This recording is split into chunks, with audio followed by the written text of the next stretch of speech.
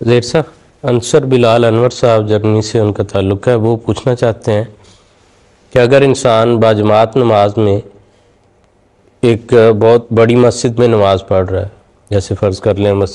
یہاں پر مسجد بیت الفتوح ہے یا مسجد اقصی ہے عرفہ میں، اسی طرح کوئی بھی بڑی مسجد ہے جہاں پر ایک بڑی تعداد نمازیوں کی موجود ہوتی ہے، اگلی صفوں میں انسان کھڑا ہے، کسی وجہ سے اس کا وضو ٹوٹ گیا، ایسی صورتحال میں اس کو کیا کرنا چاہیے؟ باہر نکل کے وہ وضو کر کے آئے دوبارہ، یا کہ اس کی کیا جو ہے وہ صورتحال ہو سکتی ہے؟ جی، اس کے لیے یہی ضروری ہے اور لازمی ہے کہ وہ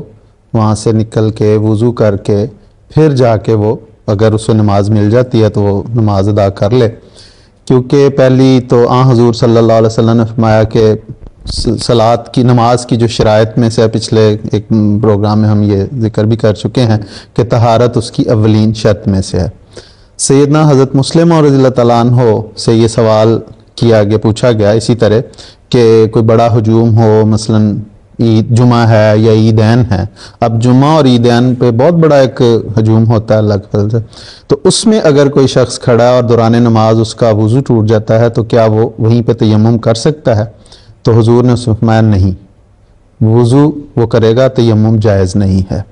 یہ الفضل میں بھی، الفضل 1915 اپریل 1915 میں حضور کا یہ ارشاد شائع ہوا، تو یہ واضح ارشاد ہے، اور اس کی جو میں اسے سمجھتا ہوں کہ حضرت مسلم رضی اللہ تعالیٰ عنہ کا وہی کہ نماز کی جو بنیادی شرائط میں چونکہ طہارت شامل ہے، اور اگر پانی اسے میسر ہے تو پھر تو وہ وضو نہیں، تیمم نہیں کر سکتا، وہ اس کی مجبوری ہے، وہاں سے نکلے گا اور وضو کر کے پھر وہ شامل ہو سکتا ہے تو پڑھ لے گا، اگر نہیں تو بعد میں اکیلے اپنی نماز پڑھ لے۔ جی ٹھیک ہے، بہت بہتر۔